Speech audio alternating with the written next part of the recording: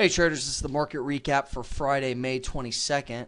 You can see here pre-market and actually after market open, we had a pop down and then a retracement back to the mid-band. So we did have a short area here. One thing that you'll notice at this point, however, is we do have wide Bollinger Bands. So this entry was just a little bit aggressive.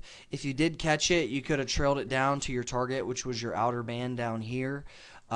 Really, the first area that we had after that was the pullback back to the mid-band, where at this point you were on the wrong side of the LRC and it was close to you. So you can see within this box it was kind of a choppy area because you were on the wrong side of that LRC, but you did have the mid-band.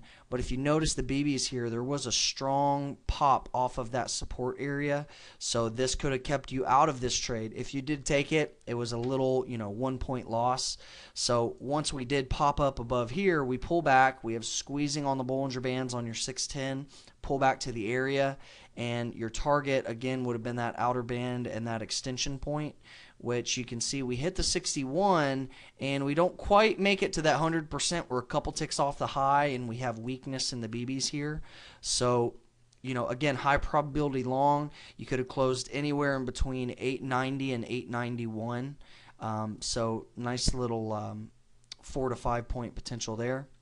Here we have my favorite setup where we have the mid-band and the LRC coming up. We're above the zero line.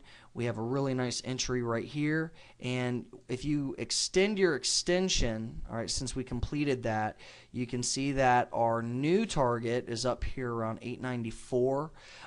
Once we get up into this outer band and you see we're close to that 61, you can now expect a retracement. If you're not willing to hold through a retracement, then you'd want to go ahead and close here. If you were willing to hold through this, you could go ahead and pull up a retracement here and kind of trail your stop behind the mid-band on the 610, which you would have had to basically be willing to give up about 61% of that, and it did come to about the 50% and then continued up to that target. But you can see you really only got a few ticks higher with giving up, potentially 2 to 3 points on that retracement. So that's something as a trader you need to kind of figure out if you're willing to hold through those kind of scenarios or if you want to just go ahead and close.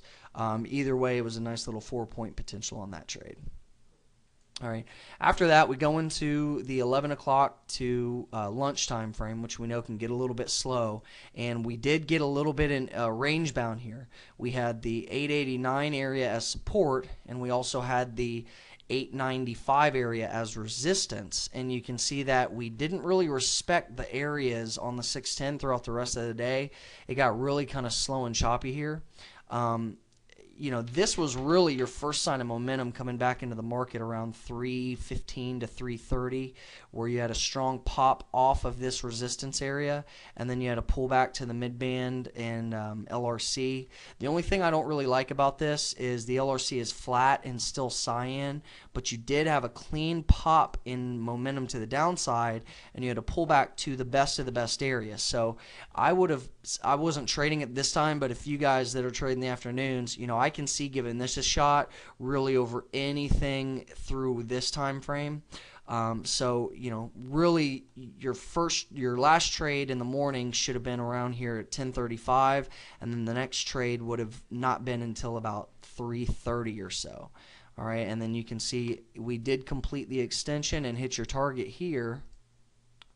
All right, which was this 100%, and again, you could have trailed your stop and really closed anywhere from 887 all the way down to like 884. So nice potential there.